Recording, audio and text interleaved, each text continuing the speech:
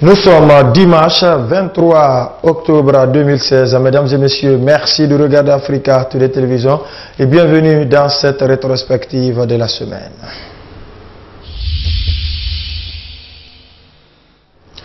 L'avant-projet de chronogramme de la première tranche de la deuxième session ordinaire de l'année 2016, dite session budgétaire, a été unanimement voté cette semaine par les députés. Son application devrait non seulement permettre à l'Assemblée nationale de s'approprier les textes rigides et réglementaires pour son bon fonctionnement, mais aussi d'adopter des projets de loi en faveur du pays. Diao Bachir. Ouverte depuis le 5 octobre 2016, cette deuxième session ordinaire aura surtout permis au président des différents groupes parlementaires de définir un chronogramme de travail. Les travaux en commission vont ainsi se pencher sur l'adoption des projets de loi qui tiennent en compte l'ouverture et le développement du pays. Le Code international de navigation des transports sur le fleuve Sénégal, la convention portant création de l'agence de gestion de la navigation. Il y a le projet de loi portant protection du patrimoine routier de la Guinée. La commission des mines, c'est pour une convention de base révisée de la société chevanière Anglo Gold Ashanti de Guinée. La commission santé a travaillé sur un autre texte de projet lié au protocole de coopération dans le domaine de la recherche scientifique avec le Maroc. Parmi les 10 textes soumis aux élus du peuple figurent également le code électoral et celui des collectivités. Ceux-ci, selon Mohamed Alpha Diallo, seront pris pour 2 mois. Les codes électoraux de collectivité ainsi de suite, on les prend pour 2 mois. Les travaux en commission se poursuivront du mardi 18 au dimanche 23 octobre 2016. Et justement, à la plénière de ce lundi, plusieurs députés ont été empêchés d'accéder à la salle pour cause et ils sont venus en retard, alors que le président de l'Assemblée nationale avait ordonné la fermeture devant tous les retardataires. Suivez les réactions de 2 parlementaires et du directeur de cabinet de Claude Kori Kondiano dans ce reportage de Bah Mamadou Alpha. Amadou Damaro Camara, président du groupe parlementaire du RPG Arc-en-Ciel, il explique comment il s'est retrouvé dehors après la fermeture de la porte de l'hémicycle par le président du Parlement. On a commencé l'appel. Entre-temps, j'ai eu un coup de fil important. Je ne voulais pas quand même répondre à l'appel dans la salle. Je suis sorti. Au même moment, quand je sortais, on m'a dit que quelqu'un m'attendait au bureau, aussi important. Je suis descendu. À mon retour, j'ai trouvé que la porte était cadenassée. J'attendais à la radio parlementaire le président crier « Laissez-moi mettre de l'ordre, laissez-moi mettre de l'ordre ». Je ne peux pas vraiment me prêter à ce genre. Je venais rentrer dans ma voiture et aller à la maison. Contrairement au président du groupe parlementaire de la mouvance présidentielle qui a tout simplement pris sa voiture et rentré chez lui, l'honorable Sloa Fischer, lui, bien qu'il était venu en retard, a forcé la rentrée dans la salle. Pour lui, la décision n'a pas été partagée à l'ensemble des députés. Je n'étais pas au courant de la décision. Je pensais que c'était un abus de pouvoir de quelqu'un. Bon, une décision que moi je n'ai pas intégrée en plénière. Je ne savais pas où est-ce qu'elle a été prise. Je n'étais pas au courant de la décision. Donc j'ai ouvert la porte le plus naturellement que possible. Je suis rentré à la maison. L'Assemblée nationale n'appartient pas à quelqu'un. Ce n'est pas une décision d'un individu là-bas. Selon le directeur du cabinet du président de l'Assemblée nationale, l'acte de fermeture de la porte est simplement un message que Claude Kori Kondiano a voulu passer et non un règlement des comptes. Après l'avoir rappelé à plusieurs reprises, et ce depuis que nous sommes au niveau de l'Assemblée nationale, depuis le 13 janvier 2014, avec l'actuelle législature, très souvent, la question de la ponctualité et de l'assiduité, très souvent ça a été rappelé. Donc le président voulait simplement faire passer un message, et si certains ne l'ont pas compris comme tel, c'est leur droit, mais vraiment, cela ne doit pas être pris dans une autre proportion ou peut-être autrement. Ce point de vue est loin d'être la position du président de la majorité présidentielle qui promet d'ailleurs des explications à son chef hiérarchique. C'est totalement unilatéral, c'est pourquoi j'ai dit que ce n'est que le résultat de son état d'âme d'hier. Ce n'est pas son état d'esprit, ce n'est pas une décision du bureau, ce n'est pas conforme à la réglementation du fonctionnement de l'Assemblée. Je ne sais pas pourquoi il l'a fait, mais je vous promets qu'on s'en expliquera. Décision partagée ou pas, ils sont nombreux des observateurs avertis qui pensent que les députés de l'actuelle législature ont peu de soucis par rapport au rôle qui est le leur, c'est-à-dire légiférer des lois et contrôler l'action gouvernementale. Le gouvernement guinéen et des partenaires financiers s'activent dans la détermination des cohérences des politiques de pêche. Pour répondre à cette préoccupation, un atelier pour la mise en place du comité national en faveur du calcul de l'indice de la gouvernance marine et côtière a été initié ce mardi à Conakry. Une action qui s'inscrit en droite ligne du projet Gomer qui regorge des pays de la sous-région ouest-africaine. Le compte rendu est signé Oumar Sow. La Guinée, après être retirée de la liste rouge de l'Union européenne des pays qui pratiquaient de plus la pêche illicite, le département de la pêche se veut pour mission désormais d'amener les acteurs du secteur halieutique à se réunir pour l'élaboration d'une nouvelle politique de pêche, d'où la tenue de ce séminaire de 2 jours. Les annonces sont posées parce que la surveillance, comment on va appeler ça, le repos biologique, c'est le centre de recherche halieutique de Boussura qui l'a proposé depuis des décennies et finalement on a été écouté par la politique, c'est accepté, donc ça c'est parti. Si on ne peut pas amener à 3 mois le repos biologique, on ne peut jamais réduire à plus de 2 mois. Donc on va maintenir le repos biologique, on va maintenir la lutte contre la pêche INN et on va maintenir la surveillance de la ZDE guinéenne. Le comité national de suivi pour l'indice de la gouvernance marine et côtière sur la politique cohérence de pêche est mis en place pour appuyer le ministère de la Pêche dans sa stratégie pour la gouvernance dans ce secteur. La mise en place de ce comité donc est coordonnée au niveau régional par la commission sous-régionale des pêches et bénéficie de fonds de l'Union européenne, du programme des Nations Unies pour le développement et de l'UICN, l'Union internationale pour la conservation de la nature. Cette institution d'alerte a déjà commencé à travailler sur le terrain. En septembre dernier, il a calculé l'indice national de gouvernance des ressources marines et côtières, donc dont vous avez entendu qu'il a une moyenne de 0,25, ce qui correspond à une bonne moyenne, ce qui montre que la gouvernance des ressources marines et côtières ici en Guinée s'améliore. La mise en application de cette institution de veille par la Commission sous-régionale des pêches vise à accompagner les ministères de pêche des 7 États membres dans son travail de gestion durable des ressources marines et côtières. 22 ONG affiliées à la société civile guinéenne viennent de boucler une formation sur l'élaboration de projets et de la recherche de financement. C'est une initiative du PREM en collaboration avec le partenariat régional pour la protection des côtes marines en Afrique de l'Ouest. Durant 3 jours, les participants ont développé les différentes étapes de formulation d'un projet. Désormais, les participants plaident pour la formation avec d'autres organisations non gouvernementales du pays. Explication Saloum Kondé. Les conclusions de cette rencontre constituent l'accompagnement du partenariat régional côtier et marin.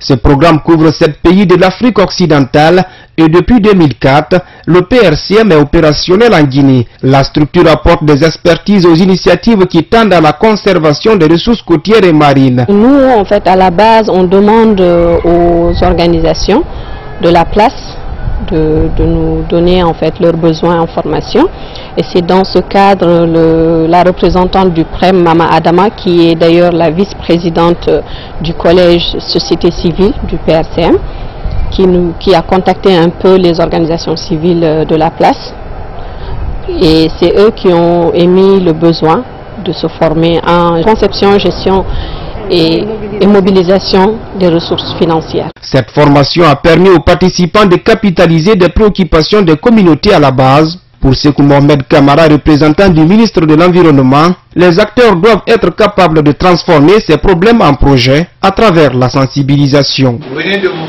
familiariser avec des définitions essentielles, avec une démarche de formulation de vos idées de développement en projet à cadre logique, pertinent, apte à être positivement apprécié par l'État guinéen, les partenaires au développement et les communautés bénéficiaires. Vous savez que plus de 70% des populations guinéennes vivent de l'exploitation des ressources naturelles. Vous savez aussi que ces formes d'exploitation ne sont pas toutes respectueuses de l'environnement. Nous voulons donc davantage compter sur vous en matière d'information et de sensibilisation d'un large public pour le changement de comportement auquel nous aspirons tous. Vu la pertinence des thématiques abordées, les participants disent acquérir de véritables connaissances. C'est en cela d'ailleurs qu'ils ont formulé des recommandations à l'endroit des formateurs. Je crois que le pays tout entier, les ONG, les partenaires, doivent penser à organiser de telles rencontres parce que ça vous dit toutes les procédures, tout le processus d'élaboration d'un projet. Comment il faut monter un projet, comment il faut d'abord le concevoir, le monter, l'élaborer et ensuite le soumettre aux bailleurs de fonds.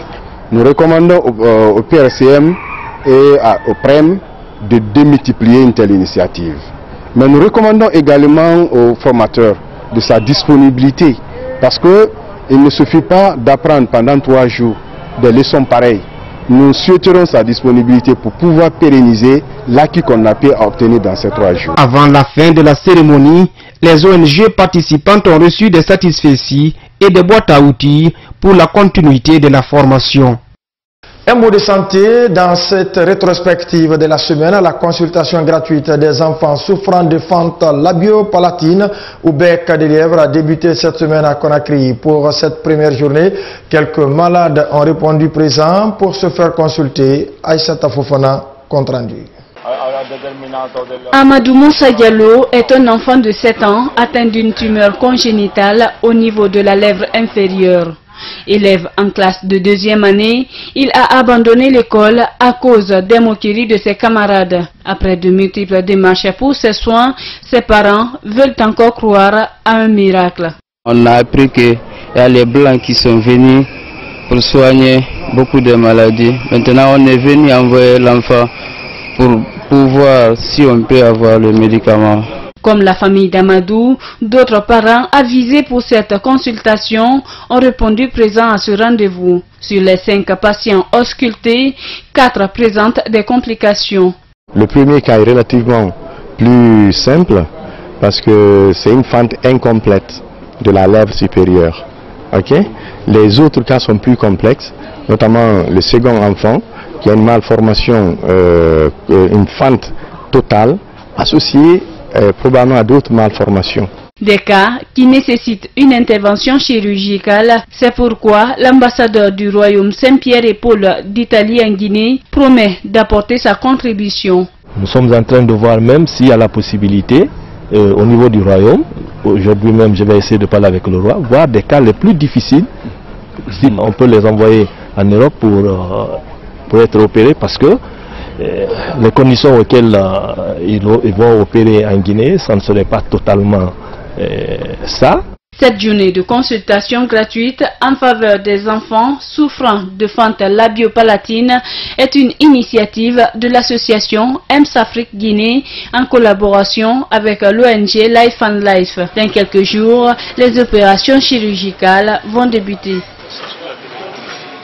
Les fistules obstétricales touchent, selon l'OMS, 5 millions de femmes à travers le monde. Selon la même enquête, 74% des femmes atteintes de cette maladie vivent en Afrique subsaharienne. Justement, c'est pour freiner son évolution qu'une campagne d'information et de sensibilisation a été lancée cette semaine par le ministère de l'Action sociale, de la promotion féminine et de l'enfance. Objectif, prévenir d'éventuels cas et surtout prendre en charge les victimes de cette maladie. Alpha. Mariée à l'âge de 16 ans, Fatmata Binta Diallo a contracté une fistule obstétricale lors de son premier accouchement et elle a été chassée par son époux. C'est lors de mon premier accouchement que j'ai eu cette maladie. Mon mari m'a abandonné, c'est mes parents qui m'ont soutenu et m'ont conduit à l'hôpital Jean-Paul II. Dieu merci, je suis guérie. Et comme vous le constatez, la fistule est devenue de nos jours un phénomène de société et un fléau qui atteint l'intégrité physique et morale des femmes. Une conséquence considérable pour les victimes. Un triple rejet des femmes par leur époux, leur propre famille et par leur communauté. Face à l'ampleur de ces fléaux, une raison de plus pour le centre de la CEDEAO pour le développement du genre d'inscrire dans son programme d'action stratégique le programme d'appui aux femmes atteintes des fistules pour 8 pays de l'Afrique de l'Ouest.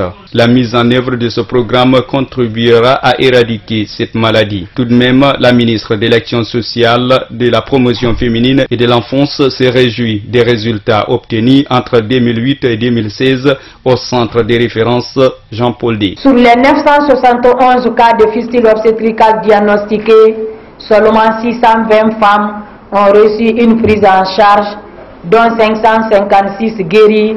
Comme vient de dire le professeur Girassi, nous avons une couverture totale de près de 80% et un taux de réussite de 89% environ. Sanaba Kaba s'engage ensuite à accompagner ce projet et plaide pour une réinsertion socio-professionnelle des victimes. La Guinée a célébré en différé cette semaine la 29e journée de l'Organisation ouest-africaine de la santé. Pour marquer cette célébration, les cadres de l'Agence nationale de sécurité sanitaire ont mis l'occasion à profit pour faire connaître la thématique choisie pour cette année 2016. Plus de précisions avec Aïssata Fofana. Le 9 juillet est la date retenue pour célébrer chaque année la signature du protocole portant création de l'Organisation ouest-africaine de la santé depuis 1987. Pour cette année 2016, le thème choisi par l'OAS est intégration régionale et sécurité sanitaire, le rôle du Centre régional de surveillance et de contrôle des maladies de la CEDEAO, un sujet commémoré en différé à l'Agence nationale de sécurité sanitaire. On a choisi en différé de célébrer cette journée au siège de l'ANS, l'Agence nationale de sécurité sanitaire, parce qu'elle va servir d'interface entre ce centre régional et la Guinée pour la surveillance des épidémies, pour la détection rapide de toutes les maladies à potentiel épidémique. L'OAS, institution à dimension régionale dans le cadre de la santé en Afrique de l'Ouest, a pour mission d'appuyer les systèmes de santé des 16 pays membres de la CEDEAO, une assistance dont la Guinée a bénéficié lors de la gestion de ces épidémies, notamment celle du virus Ebola. Avec cette organisation, nous avons eu à gérer plus de 7 épidémies de choléra, 3 épidémies de méningite, et des épidémies de fièvre jaune. Nous avons bénéficié de l'assistance technique et de l'assistance financière pour pouvoir juguler toutes ces épidémies antérieurement. Et comme on s'attendait encore qu'en période de malheur pour notre pays, cette organisation apporte toujours son appui technique et financier, c'est dans ce même cadre que nous avons bénéficié dans toutes nos stratégies l'appui de l'OAS à la Guinée pour pouvoir assurer le contrôle de cette épidémie. Dans la sous-région aujourd'hui, le constat révèle que de nouveaux défis s'imposent en matière de maladies transfrontalières, émergentes et zoonotiques. C'est pourquoi la CEDEAO en appelle à une réponse commune prompte en vue de limiter les dégâts. Un accord économique lie désormais la Chambre de commerce de la Belgique aux opérateurs économiques guinéens. Le partenariat a été signé cette semaine à Conakry dans un réceptif hôtelier de la place. C'est une action qui vise à rassembler un maximum d'entrepreneurs et d'investisseurs guinéens et internationaux évoluant dans plusieurs secteurs de développement économique et social. Reportage Moussa Sifa Kamara. Ces accords contribueront au développement et à la stabilité du pays. Ils permettront également aux participants de s'informer afin de répondre nécessairement aux besoins réels d'investissement en Guinée. La mission de ces hommes d'affaires de la Belgique est le signe d'un intérêt manifeste de s'ouvrir au pays. Mori Kamara, secrétaire général à CEP, s'exprime sur le rôle qui incombe les entreprises guinéennes. C'est nous qui allons travailler avec la CBL, c'est nous qui allons améliorer nos échanges, c'est nous qui allons profiter de l'expertise de la CBL, qui est un pays quand même qui a fait ses preuves en matière des affaires. Donc notre institution étant une jeune institution, nous devons de s'appuyer sur ces expériences pour pouvoir émerger. Pour réagir face à une situation, il faudrait mieux s'informer davantage, précise le vice-président de la Chambre des commerces de la Belgique. Eh bien ici c'est pour que l'information, que ce soit sur les affaires, que ce soit dans des grands dossiers mondiaux, que si nous les recevons, eh bien nous les transmettrons à nos amis de l'APIC et à nos amis de la CEPEC certainement, puisque nous sommes partenaires. Donc c'est un échange d'informations et je crois que c'est l'essentiel. Qui a l'information a le pouvoir. La Guinée a du potentiel, un pays en construction, mais qui a besoin de moyens humains et matériels pour se développer. On est jeune, c'est une population jeune, c'est une population ambitieuse, motivée, qui en veut, mais qui n'a pas toujours les moyens ni toutes les capacités. Et c'est pour ça qu'on a besoin d'avoir l'appui de tout le monde, l'apport de tout le monde. Et j'espère que durant cette visite, ceux qui ont pu aller à l'intérieur du pays constater les réalités du terrain, parce que c'est ça aussi les réalités du terrain, ce n'est pas seulement le NOUM, c'est qu'à l'intérieur du pays, nous avons besoin d'investissement, nous avons besoin de travail, nous avons besoin d'occuper nos jeunes. C'est la 3e mission économique belge dans le cadre de créer un partenariat entre les entreprises des deux pays.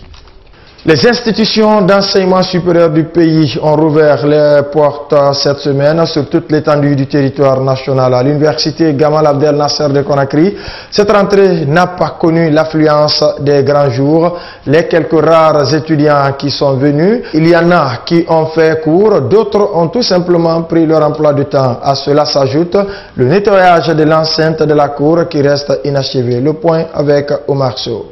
Gamal Abdel Nasser de Conakry, l'une des plus grandes universités publiques de la place. Dans cet établissement qui regorge des milliers d'étudiants de différentes facultés, les travaux de nettoyage pour la rentrée universitaire se réalisent au moment même où les étudiants regagnent les salles de classe. Certains dans la cour cohabitent avec les ordures, les toitures qui laissent pousser les herbes sans toucher les cassures des vitres de certains bâtiments. Des apprenants en récréation sont installés au bord d'une mare qui est inondée de saleté. Une vétusté que le ministre de l'Enseignement supérieur promet de corriger avec la réfection des universités. Au niveau des infrastructures, c'est un problème, mais comme je l'ai dit tantôt, le gouvernement a entrepris un vaste programme de rénovation et d'extension des universités.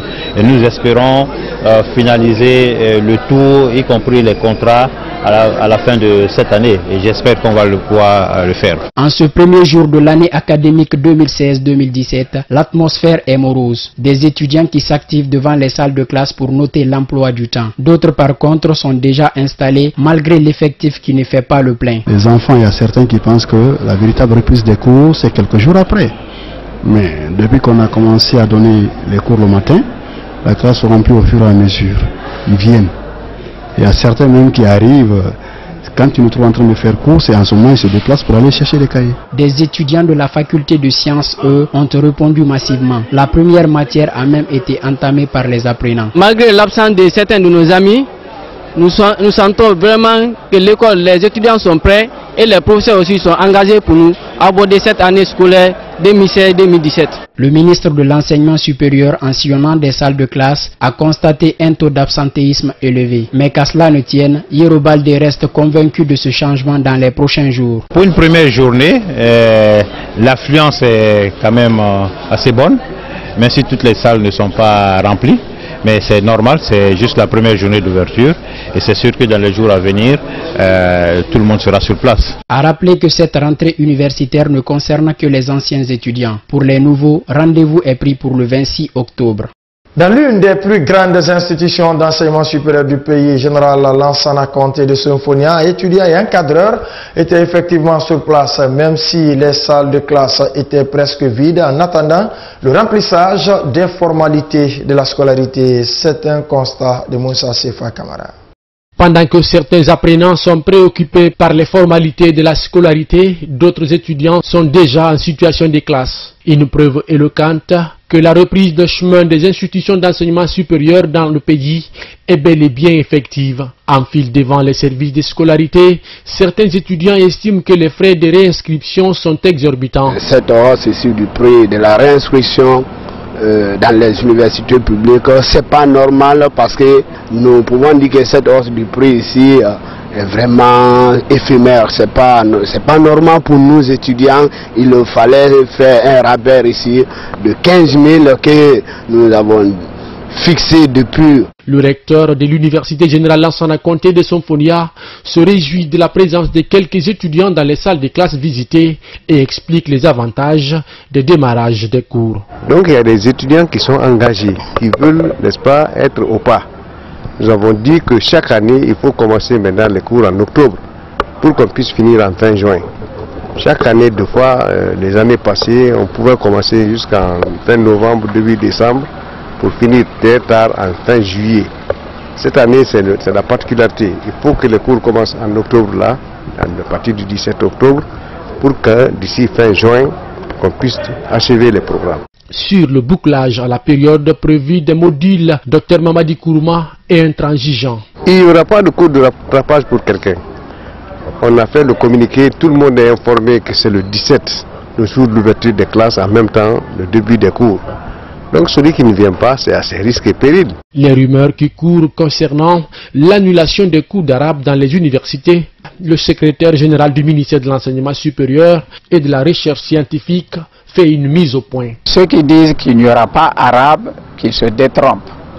Ces étudiants ou ces jeunes détenteurs de bac arabe peuvent choisir les autres filières en français. Nous allons essayer. Si ça marche, on va reformuler le programme et recréer le département sur de nouvelles bases. Malgré le faible taux de présence dans les classes, les cours ont effectivement démarré ce lundi sur toute l'étendue du territoire national.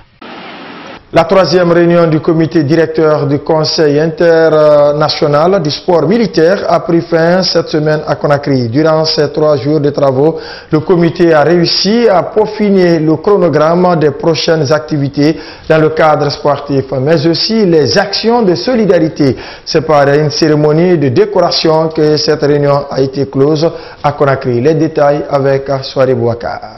C'est en reconnaissance à leur dévouement aux idéaux du sisme que ces hauts gradés de l'armée et personnalités civiles ont bénéficié de cette distinction honorifique. Réuni à Conakry depuis le 15 octobre dernier, le comité directeur du sisme aura réussi d'abord à tirer les leçons des activités précédentes, mais aussi sortir un plan d'action pour les événements majeurs à venir. Tout semble être bien passé selon le colonel Mambi Koïta. Grosso modo, nous avons réussi quand même à finir notre agenda pendant ces 3 jours ici à Conakry. Nos camarades sont satisfaits de l'accueil, comme nous savons le faire à ces circonstances, et réellement il faut dire que tout s'est bien passé.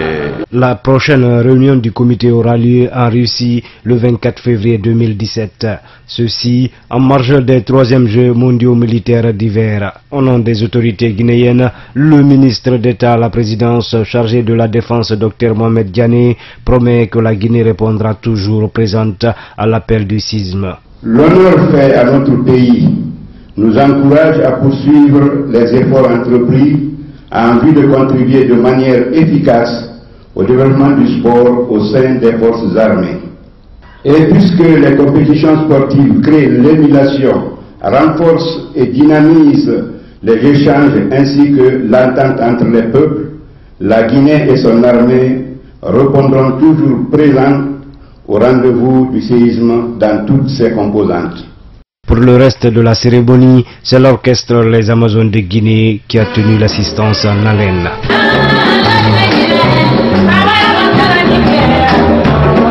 Voilà, mesdames et messieurs, c'est la fin de cette rétrospective. Tout le plaisir a été pour moi de vous servir. Merci et portez-vous bien.